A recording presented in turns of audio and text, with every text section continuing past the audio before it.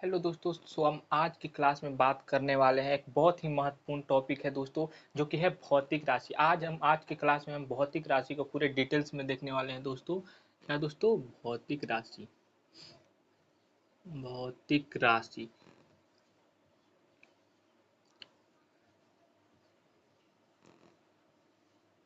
तो भौतिक राशि जो है, भौतिक राशि को दो भागों में बांटा गया है। कितने भागों में? दो भागों में। पहला है अदिश राशि। भौतिक राशि को दो भागों में बांटा गया है। पहला अदिश राशि और दूसरा है सदिश राशि। दूसरा है सदिश राशि। तो हम सबसे पहले समझेंगे कि भौतिक राशि है क्या। तो भौतिक राशि उसे कहते हैं जिसे हम माप सकते हैं, जिसे हम गिन सकते हैं, जिसे माप सकते हैं। अब ए हमारे हैं रमेश, ए हमारे हैं रमेश और ए हैं गीता।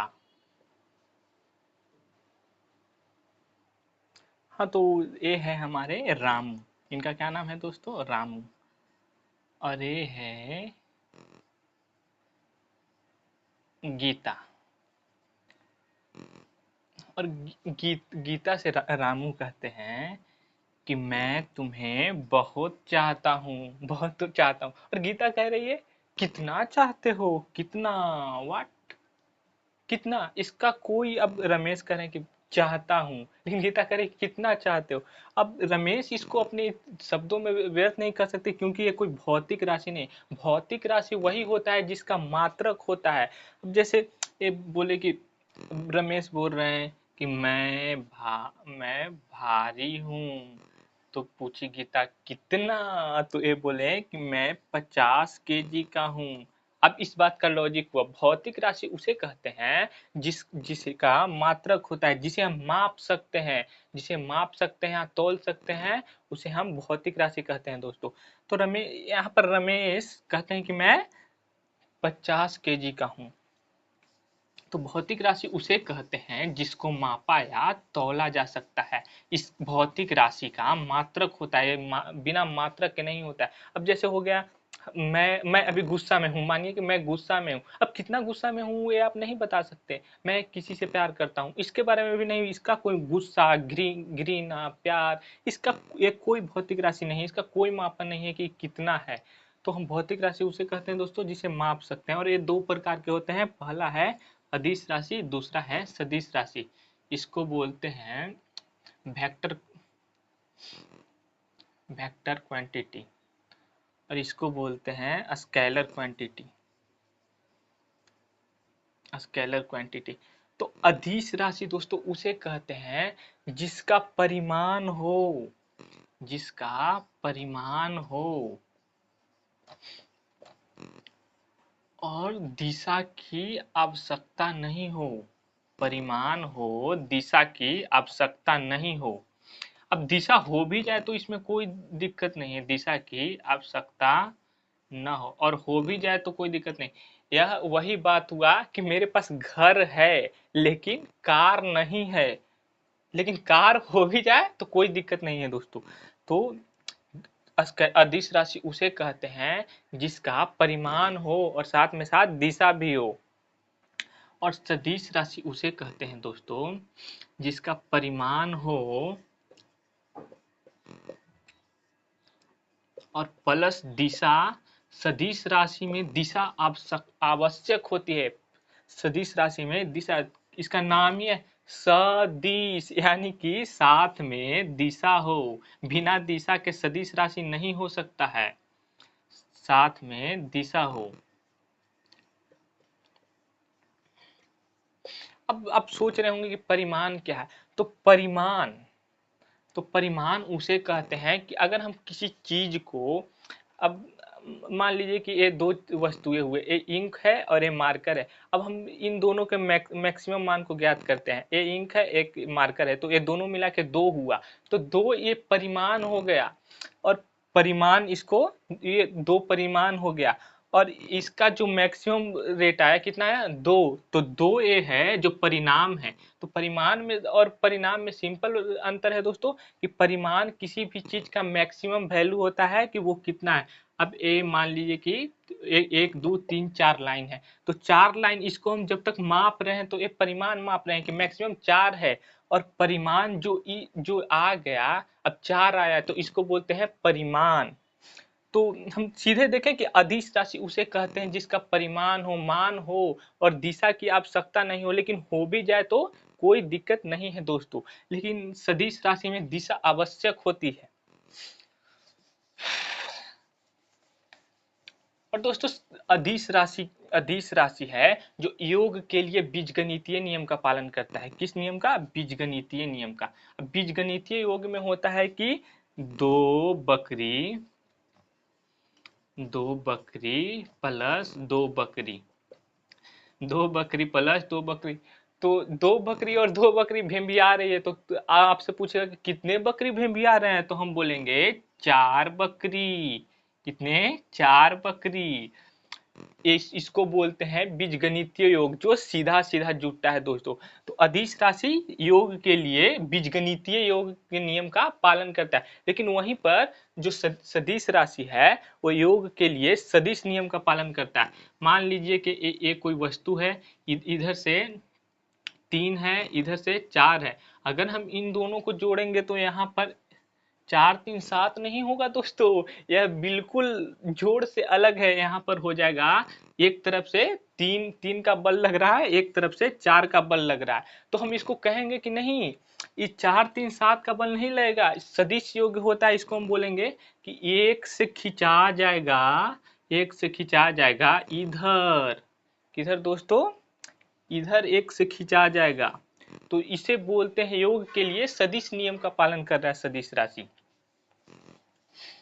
अब अदिश राशि वैसे तो होता है जिसमें मान हो, दिशा की आवश्यकता नहीं हो, दिशा की आवश्यकता नहीं हो। लेकिन एक ऐसा राशि है जिसको बोलते हैं विद्युत धारा, विद्युत धारा। और दूसरा है पृष्ठ तनाव, विद्युत धारा और पृष्ठ तनाव। ये दोनों ऐसे राशि हैं कि इसमें मान भी है, इसमें मान भी है और साथ में साथ दिशा भी है, फिर भी ये अदिश राशि है। ऐसा क्यों है? अब ये वही बात हुई कि किसी पूरे काले घर में 2 गोरे बच्चे पैदा हो गए, तो उनकी इज्जत रहेगी ही दोस्तों। तो यह उसी प्रकार से अदिश राशि में पहल 2 राशि हैं जिनके साथ दिशा भी है। वैसे मुख्य तौर पे दिशा होता नहीं है अदिश राशि में, लेकिन फिर भी है। तो इसे हम इस तरह से भी मान सकते हैं कि पूरा उसके खानदान में कभी कोई जॉब नहीं ले पाया, लेकिन 2 लोग ले लिए तो बहुत ही ज्यादा दुलरुआ हो जाएंगे। कैसा है? बहुत ही ज्यादा दुलरुआ टाइप के हो जाएंगे दोस्तों। तो ये उसी प्रकार से है। कौन? अदिश राशि। तो विद्युत धारा और पृष्ठ तनाव है जो अदिश राशि है दोस्तों, दिशा होने के बावजूद भी। और सदिश राशि मान और दिशा दोनों होना चाहिए, आवश्यक दिशा होना चाहिए, जैसा कि मैंने बताया। तो अब सदिश राशि के देखते हैं example, example of vector quantity. तो सबसे पहले है बल, बल, वेग, विस्थापन, बल, वेग, विस्थापन, बलाघूर्ण, बलाघूर्ण, बल, वेग, विस्थापन, बलाघूर्ण, संवेग, संवेग, आवेग, संवेग, आवेग, भार, त्वरण। तो इतने सारे राशि सदिश राशि हैं, बाकी जितने भी अदिश राशि होंगे 5 और राशि को छोड़कर दोस्तों। तो देखिए इसको हम कितने हुए? 8।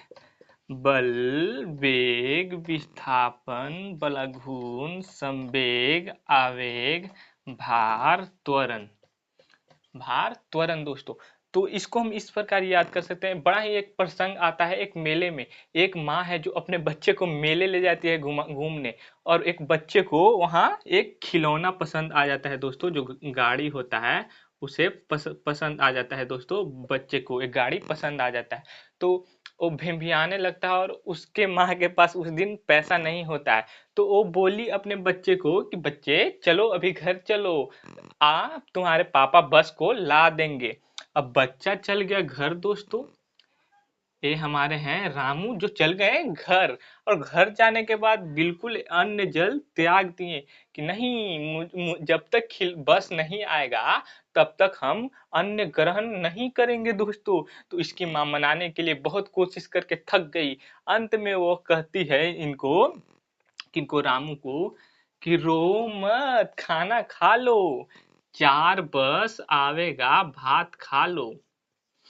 4, थोड़ा हम क्लियर करते हैं दोस्तों। 4 बस, 4 बस आवेगा, 4 बस आवेगा, भात खा लो, भात खा लो। तो दोस्तों इस प्रकार रामू को माँ मना लेती है कि 4 बस आवेगी, भात खा लो। तो भात खा लो, तो देखिए आप इसको इस प्रकार से यूज करते हैं, 4 बस आवेगा, भात खा लो, यानी कि 4 बस से। तो सबसे पहले एक हो गया बल, वेग, विस्थापन, बलागुण। चार चार को हमको याद करना है कैसे, ब से, बल, वेग, विस्थापन, बलागुण दोस्तों।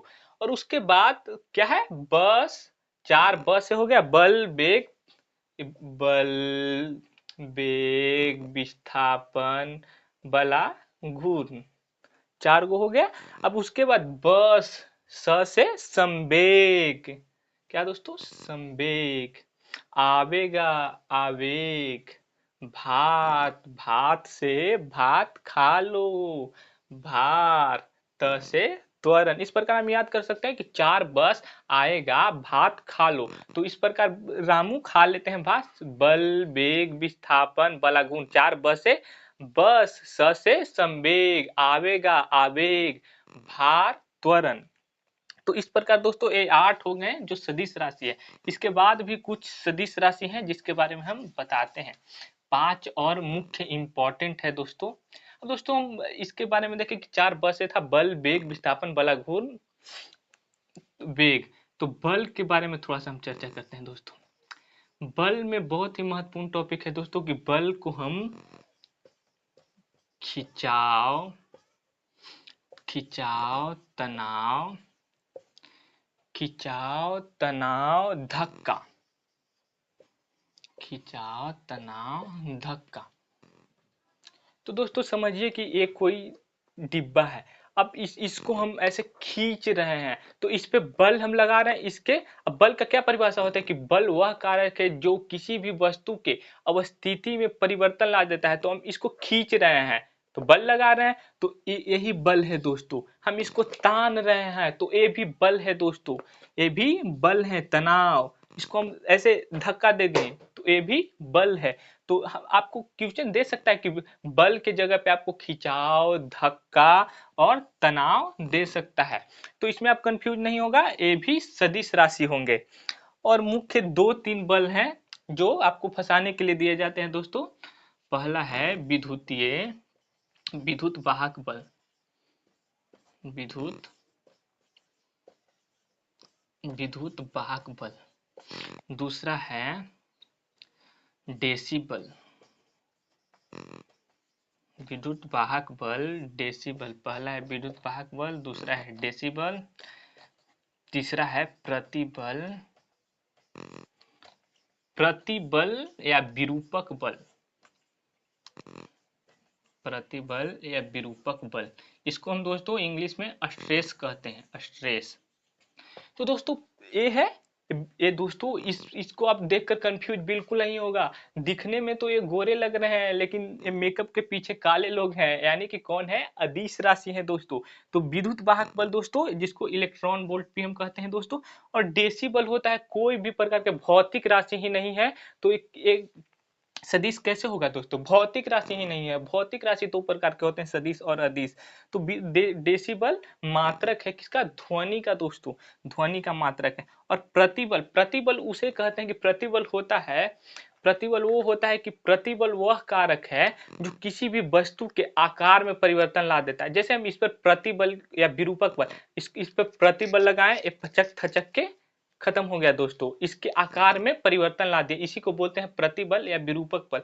तो दोस्तों इसमें कोई भी दिशा की आवश्यकता नहीं है दोस्तों, कैसे भी ममोड़ चमोड़ दिए। अब ऐसा तो नहीं है कि कोई पूछेगा कि आप किधर में है मुंह करके ममोरे, उत्तर दक्षिण पूरब पश्चिम। तो बिल्कुल ये प्रतिबल भी है जो अदिश राशि है। और 5 मुख्य इंपॉर्टेंट है दोस्तों सदिश राशि के एग्जाम्पल। पहला है विद्युतीय क्षेत्र, विद्युतीय क्षेत्र। दूसरा है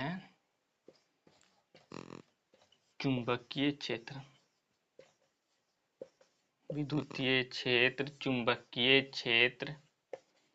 विद्युतीय द्विध्रुव आघूर्ण, क्या? विद्युतीय द्विध्रुव आघूर्ण, विद्युतीय द्विध्रुव आघूर्ण। और चौथा है चुंबकीय द्विध्रुव आघूर्ण, क्या है? चुंबकीय द्विध्रुव आघूर्ण।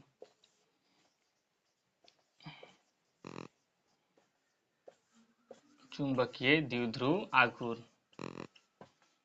और पांचवा है धारा घनत्व,